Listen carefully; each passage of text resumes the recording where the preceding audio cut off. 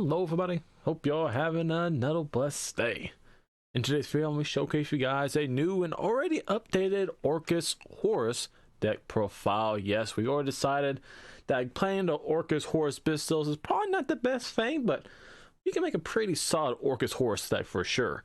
Alright, so without further ado, let's get into it and build this deck for you guys to enjoy. And of course, it's going to be a 40 card deck because, yeah, no reason to play more than 40 cards in Orcust. So, first part of the deck, all right, let's talk about kind of our combo play. They'll get our 1-card combos. Of course, we'll run the main card of the deck. Going to be Girsu, which is really nice with the turn of Heart Pour. You can kind of combo off more easily. It's basically going to be like an Armageddon Knight for the deck, a 1-card combo. And speaking of Armageddon Knight, our second one, if I can spell Armageddon, is going to be 1 Armageddon Knight followed by the 1 Rhoda. Right, Armageddon Knight kind of plays the same role as Girsu. It can actually be a little bit better in the sense, kind of do the same play, because basically Girsu sends from the deck to the graveyard, and it can make its own kind of token. You give your 2 cards going into Galatea to get into your combo. What this card does, it can send essentially like your Heart Pour. Then Heart Pour can special out Girsu from your deck, and then Girsu sends you the Nightmare, and you're basically into the exact same line originally. And then Roll just gets you an Armageddon Knight. Alright, next one we're playing, I like to call this basically the 1-card combo also. Foolish Burial, it basically does the same thing. We can send Heart to get out Girsu, Girsu send Nightmare send a Skeleton. Girsu at this point also get its token out, so you basically do the exact same line of Girsu, so you get locked into darks more easily. Right? Well, Foolish Burial is basically a 1-card combo in this deck. And then the next card we are playing at free, it's a little spice choice in my opinion. We're playing the Small World package, because as you see as I develop our deck, any monster really having a deck can Small World into basically either the Horus package or into Girsu Armageddon Knight. So it makes it really easy to combo off or get whatever cards you need, and technically vice versa. You can go into almost any hand trap you're playing in this deck by using Small World. So it's a really nice consistency boost. Alright, so that is essentially going to be the basic package for our 1-card combos. Now I want to get into the Horus package. So pull out some Horus cards here. We need to go. Of course, we're playing the free Incendiary. This is a must, and of course it really sucks. This card's about 60-70 bucks and will be for a long time. It just won't get reprinted for a while, but thankfully on the flip side, it's not going to get hit for a while. It's not as OP as other cards that get hit on one list, and typically cards like this are not going to get hit until after it gets reprinted. Honestly, this card may not get reprinted until the Megaton, so you got a long time to play this card, so definitely pick it up if you think about playing the Horus package, even though the cost will definitely suck. And then you're playing, you just have to play the 1 Happy. You can, of course, play any of these 2 other. I think this is the one typically played more often or not, is this one. But it's not necessary for the basic package for Horus. You just need the free MC and then the 1 Happy. Happy being the best other target. We can do rank 8 plays. Now, this is where you do get into some discrepancy. Same player would play 2. I want to play free King Sark, mainly being we want to get into a rank 8 package as consistent as possible, because not only can it help us get into our combo by milling cards, we're using our, I think, the vampire zombie, but we can also go into number 90 and give us a monster negate before we get into 5 summons and protect us from Nibiru, because Orcust is very susceptible to just dying from Nibiru. So being able to get into one of those 2 packages before 5 summons is very nice. And it's easy card to bait out Ash or bait out Droll or something like that going for this package, because this deck does not care at all about Droll. And as long as it gets you sent to the graveyard, you're pretty good. And technically, it can even pick you from Bistil to bait them out. You don't have to Bistil as your MC instead of having to target like your Heart Pour or Nightmare. It's very nice to play. Alright, so let's see what else to play. Okay, so next things, let's just talk about Orcust package a little bit. Alright, so what we're playing for Orcust package, we're playing free Nightmares. Some players play 2, a lot of decks are playing free. I'm also playing free because we want to sometimes see this in our hand, because this is one of the best things to send off of King Saw for MC, maybe being it gets into the full combo, because this can send basically Heart Pour can start someone Girsu send a Skeleton, and then you're popping off of your combo.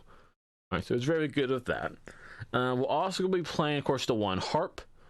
We're going to be playing one skeleton. This is where it gets a little bit sketchy with that, because you do want to make sure your skeleton's being recycled.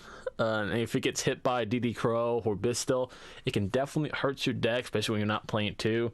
But I also want to say this doesn't really help us at all if we draw it. If we draw this instead of MC, this still doesn't get us in a combo compared to like Harp or Nightmare. And Lord, if Harp ever comes back from 1, oh my god. Yeah, if it comes to 2, we're playing 2. If it comes to 3, we may still play 3. But more for now, if this comes to anything more, we'll at least playing 2 of this card, similar to the whole situation of Nightmare. And honestly, this comes to 2, I can see this drop 1 Nightmare, play 2 Harp. That's probably going to be the norm if that happens. Alright, and then to wrap up with our Orcust cards, we'll also be playing Babel, of course, and then the one Crescendo. We're not going to be playing the Return, maybe because I like to say it's more kind of like a bricky card. If we don't get into our Orcust package or Orcust monster, he'd get really shafted over that. Alright, so it can be easily be a dead card in your hand. You know, it can easily help unbrick your hands if you draw into, let's say, you draw Return and Harp. Yeah, you're good to go. Or let's say your Gear Suit gets hand trapped on the send. You can just get rid of Gear Suit, keep the token on the board, maybe draw into an MSD, get you in the combo. You don't know. All right, couldn't do something like that, but you know, I'm just not gonna play it. And of course, you can play it yourself, and you know, it can be a future thing. We'll put it right here because I'll talk about how it may come up in later. All right, so let's put it there for now. All right, next thing, talk about some more spice in this deck. We're playing a Tyranid card. We're going to actually be, we're playing, I can honestly say this card, Cicerin, I don't know. And this one is not typically played in any Orcust build, but its effect's pretty solid, guys. You know, it's an easy extender, it's being dark, so you know it's not going to be stopped if you dark locked early, thanks to like having to send like a Forest Sparrow, Nightmare, or Harp. Basically, during your name phase, so it's not blocked but not normal summon it. You can spell summon this card, and if you have to send one monster from your hand, yeah, I'm fine sending a Nightmare or Harp or even a Skeleton from my hand to the graveyard. All right, that's great. Gives some combo. And then afterwards, we send the top 3 cards of our deck to the graveyard, so we can have the chance to hit even more Orcust cards. For, you know, let's say we sent Embassy to the graveyard, and we added this card, and then for some reason made this gets DD Crow, or I mean Ghost Ogre or something dumb. You know, we can maybe mill that a happy and have our cards for rank 8. You know, this crazy potential out of this card. It's really interesting to play that card for sure. All right, and shoot, I just forgot the honorary Orcust card right here, Mr. World Legacy Wand. Where you at? I am so sorry, sir. This is one typically I haven't been playing, but I swapped it in to play my deck since I'm not playing 2 Skeleton. So playing the Ward 1, of course, this kind of gets you alternate name for your options. Lets you special summon the banish Orcust card, basically. Yeah, little effect right there. Special banish Orcust. It's a card, it's a good situational. Alright, so toss that there. Alright. Ooh, I cracked my knuckles here, cracking my knuckle. Oh, I feel good. Now, the main part for the main deck, going into our main or hand trap, going second cards. Of course, we're playing the typical Ash Blossom and Infinite Impermanence. I don't need to go in depth about that. Maybe figure out how to spell would be a good idea. So those are going to be the first ones there. Next one we're playing is going to be Triple Tactics Talents. Technically, I would play Triple Talents Thrust, but I don't have Thrust. And also, you know, kind of situation, but it could be good. You know, such a normal spell trap, so you can technically send a Imperm, or you can send a Rhoda, or a Forest Sparrow, or a Small World. So I think this is getting reprinted soon, so if it's cheap enough, you know, we may play it. So honestly, may just toss that in there, because it's a pretty good effect. Actually, it's a monster effect during this turn. Set one normal spell trap, so set this on down potentially. And let's see what else you do. Those monsters add this to the hand. Actually, no. We'll keep to the free talents. We'll keep the free talents. We'll change the things up already in the build. Mainly being, you know, if you're going first, and you know what could have been technically a talent, we play that card, and they don't have a monster, we can't even activate the bloody thing. So rather just draw into this, draw 2 cards, or rip opponent's hand up. All right, so we'll play free for us talents, and no for us for now. Maybe in the future. And then our last one is, of course, going to be a really good card. The one that's been talked about maybe getting banned eventually. Kashtira Fenrir. Again, it's kind of the same situation as Citrus. It's a good kind of piece for the deck. It's a good body for extender, though you may not ever use it as that, but you can. It's a good kind of remover piece, going first or second, because basically opponent does attack after monster effect. You can just banish a card face down, which is nice. and it kind of reshuffles itself. Because when it's special summon, it can add basically itself back, so there's no restriction on its name, and it can be a good discard card for either or Horus Glory or King Sarf. So it can definitely come up and help you out for sure and break those boards going first or second. Well, first don't break boards, but you know what I'm talking about. Now, with these last 3 cards, okay, right now, currently, what I'm playing, though I don't really care about playing, I don't really care about this free card. I'm playing the free effect fail just to toss a card in there. And mainly being what I'm going to plan on playing in the future, I think mid-February, Phantom Nightmare, something like that is coming out, and it's giving more support for the Horus package. Mainly being, if I look up Horus again, is it in here? It's not even in here right now, so let me pull it up. Let's see, where's my phone at here? Where are you at? Where are you at? Where are you? What's this card called? Give me a second, guys. Give me a second. Actually, I need to probably put it in the description. Horus. There it is. Okay, Stonewall of Imperial Tombs. And this is a card I will probably be playing at too. Basically, its effect kind of like a what do you want to call it? It's a meltdown. Enough. Is it meltdown thing card? The one basically searched out Alistair. Magical meltdown. Yeah, that's what it is. This card basically adds any Horus monster from your deck to your hand. So this just searches enmity. Enmity will get you into full combo. And also what it does, after you search, you place 1 card from your hand on the bottom of the deck. So it can unbreak your hand if I drew into a wand or a simple skeleton, or if I drew 2 for example. If I drew Hot Pour and Simple Skeleton, it's not the best thing, so I could just get one of them out, even though technically I could send through the Horus package. Alright. And I also have some random effect down here. Let me see if I can find it. If you actually fail Horus one, you can draw 1 card. So you can even draw.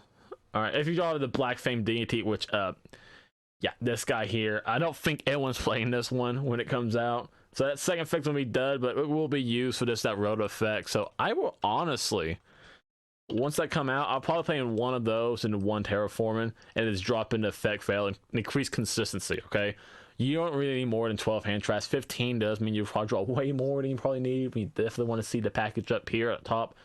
So this gets you in a combo, and basically your Horus package itself can get you in a combo by going through your extra deck. All right, so that right there, that's essentially my main deck right now. We'll go through the extra deck real quick. So let's try and toss this together. Playing the triple Galatea. We'll also trying to go from my head. I can remember how to say this guy. Is it Charmer? Okay, good. We got to get out Dark, or what do you want to call his name? This is called Dark. Playing one of that guy help you extend the Longarisu. Long Wong Ching Chong. Here we go. Longarisu playing the gong right here. What the heck that thing is? Maybe one of those little harp things going on. I don't know. All right, so here's a good little peek up there. It's kind of a situational card, but we can definitely still play it. Let's see what else we're playing. Let's see, we're playing the IP package. Of course, I'm just trying to look off to the side what I have in my deck right now. Playing the IP. We're also playing the Bomber. Good old Topologic Bomber Dragon. Instead of playing the Trish, because I'm not playing Girsu, because I don't, not Girsu, but Gizmek, I don't want to. That card can just go away. Alright, even though it's technically an honor Orcust, I don't care for it. I like the cards in my deck. I don't want to just banish all my Orcust cards on accident, or banish a wand or my only skeleton, because that would suck. Alright, so playing the Bomber, of course. We're playing the Link Karibo, which is necessary for the combo. Because basically you have to use Link Karibo to use the token, and then the token plus let's say any monster or any Orcust card gets you into Galatea, and that gets you for your combo. And then let's see what else I have. Let me reach over here and grab this deck real quick. Hello, we'll just crack this sucker out. I'm losing my memory mid little play right here. Okay, what else we got here? What else we got, folks? What else we got? We got that card, and that card, and that card I haven't talked about. All right, that's what I thought. Of course, okay, well, of course, what you need here is gonna be little this little jag right here. I'm not personally playing this card in real life because it's stupid thing $115. Oh my god. You know, I hurt me enough getting these stupid MC cards because these things are like $60 or $70 and I got 3 of them. But this guy down here, this guy's freaking 115. And trust me, I tried. I threw my little 2 cents out there on eBay before and I have one jack shoot. And some players are even playing 2 of this darn thing. 2 of this card includes probably my whole entire deck.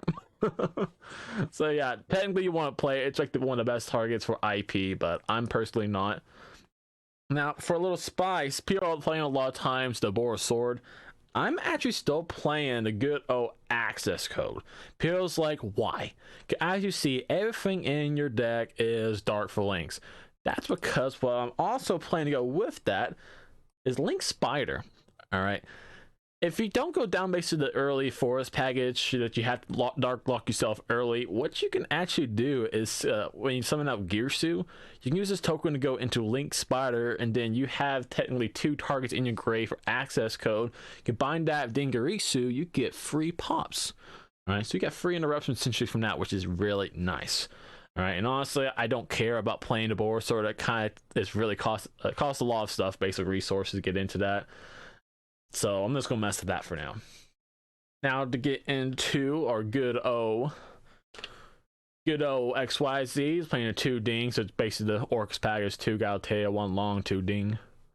We're playing 2 of those. We're also playing good old Typhoon Loon, if I can spell this guy thing. How do you spell your name, sir? What's your name? Oh, TY little line Foon. Yeah, that makes sense. Of course, we can't spell Typhoon normally, can we, folks? Playing the Y Typhoon, it's again a situation of peace, but it can come up. Help you clear the board easily. You can notice it's more of a grind game deck, so it helps you break the boards easier. Then we're playing the good old Zombie Lord. Well, the true zombie is what it's called. This guy here. This is when you go for the Horus package to get you into your combo. Basically, 2 level 8, so 2 Horus monsters. You can attach 1, send top 4 cards deck. You're probably gonna hit an Orcust card at that point. The funny thing is too, if you hit a monster, you can actually spell summon it out. So if you don't hit the ones you technically want, if you hit Gearsu or Armageddon, you spell something out and just pop off from there. So yeah, it's good. It's really good. And then the last one, this is kind of the same situation as the Little Knight, and what you want to play is going to be number 90, Galaxy Photon Lord. He's the Edo card one. I would say you'll probably want to make more often than not, and because this is going to be something you make before the kind of stop Nibiru. Has a little effect here. When part activates a monster effect, attach 1, negate the monster's effect. Boom. So it stops Ass, it stops Effect Failure, it's going to stop Ghost Ogres, going to stop the Bistills, technically, even though they can just wreck you on your next turn, but think on the next turn you'll have Babble Up, so you'll be able to kind of respond to them, because you can just quick play against it to stop them. So that's a good situation of cards, but it easy baits it out, it sucks. So yeah, definitely good choices for sure. So you can have that part, and you're not using the Ed effect. Your opponent's turn, yeah, you don't use anything else. It's just again a monster negate, so it's nice. But right now it's like $90, but it has a reprint about the same time as Stonewall. I think in February, about February 23, 24, it comes out the next Battles of Legends or something like that. So when that comes out, hopefully both these cards are sub like 30, 40 or less, and then we'll pick those up. But currently, since it is that, what else you can play if you're on a budget? You can play the Heretic option. That's what I'm currently having in my deck. The Sky Dragon Overlord. Not as good, because it doesn't like protect you from monsters effect, but this one protects you from targeted effects. Ones that take place on a field, in the graveyard, and in your banished. Alright, so this protects you from Imperm, protects you from Effect Fail, protects you from DD Crow, protects you also from Bistills, which is a big one too. So it protects you from a lot of stuff that specifically hurts the Orcust package, and also hurts your normal summon. So honestly, it's not a bad option. And if you didn't want to play the Access Code option and just go straight into the Boar Sword, the extra spot, you're going to toss this in for a situational play. Alright? But right now, currently, this is probably your better option. And this is probably, I would say, a really go-to extra deck here. And then lastly, I want to talk about this real quick. The side deck, of course, you make your own, but I still like the Droll in the side. Again, some decks don't really care about Droll. If I play a mirror match, I'm not touching friggin' Droll. It does not help me at all. But some decks, I know if Dragon Link pops up, it can still play. I think even like a lot of cards again, like the Bonfire, so that can be the Fire King or the Ace deck. Those can get hurt after the search, so Droll can still play in today's meta. Then I'm also playing Ghost Spell in the side. Again, this is kind of, I can play this going first or second. It's not good against a lot of decks, though it can of course hurt Orcus a little bit. But honestly, I would play this more going first than I would second. Main thing, this can protect me from, again, the DD Crow. It can protect me from Bistils. Alright, so it's a good card. Alright, so yeah, just trying to banish one of my cards. I just play this in response. It's kind of like a call by the grave for free. And I can actually technically just search that with Small World, but we would probably never really do that. And then the next and the last hand trap, playing the free Nibiru in the side. Again, you don't really talk much about this. Any combo deck can get seriously put back by this, even my own deck. That's why I try to get into the number 90 as quick as I can. Then next thing, this the back row hate. If I can spell light, maybe this is an easier one. Let's go through Storm. Oh, I can't spell Storm, guys. Help me, help me. Where are you at? Where are you at? Playing a 2 Storm. It's for the back row deck with the Harpy's Feather Duster. Harpy's Feather Duster. Toss that in there. And then the last one, I think, and then the Hearts against even like really good solid like combo decks. We're still playing the good old classic triple evenly match. Go to battle phase, because again, we don't care much about our battle phase. We just care about getting our kind of continuation board set up so we can just keep on controlling the board till we get enough resources to OTK. Alright. So yeah, I think this currently is probably what I would say would be one of the better decks to play for sure. But you know, of course, it's not what I can currently play. Of course, you're looking at stuff like this card is not out yet, but I think it definitely will be seen to play when it comes out, because Horses is real too good. And this honestly we'll probably see it hit in the future, and I'm gonna hate it too, because this makes it's really the only reason why Orcus is a playable deck right now. Without the Horus package, Orcus would suck. It would not even be Rogue. And people make arguments saying, "Oh, Orcus can still play." No, I've seen you guys playing a Runic package of stuff. You can just find a better Runic engine. But you can play Bistils Runic. So yeah, without Horus, this deck sucks. Alright. And then also, you know, I can't play the SP9 Horde at number 90. So even without the SP9, I'm playing like Nightmare Unicorn in response. So if I can ever get that card, maybe it gets cheaper again, you know, it's just a new card. It won't see reprint in a long while. And this card may even get hit too. It's just a super good generic Link 2 monster. It's easy to summon, and it can have tons of interaction. All right, when it's summoned, banish a card from the field or graveyard, I believe, and then even it's a quick effect to get rid of another 2 cards. No cards itself typically, then your opponent's monster. Yeah, it's kind of broken in my opinion. All right, but yeah, that's going to do it for my Orcust Horus deck profile, and I hope you guys enjoyed. Actually, I don't think I scrolled down. Did I scroll down? I didn't even scroll down. Hold up. Let me fix the page right there. And I was just talking about different cards to play, and I don't think it can fix it. So, oh my god, look at that right down there, guys. Oh my mercy.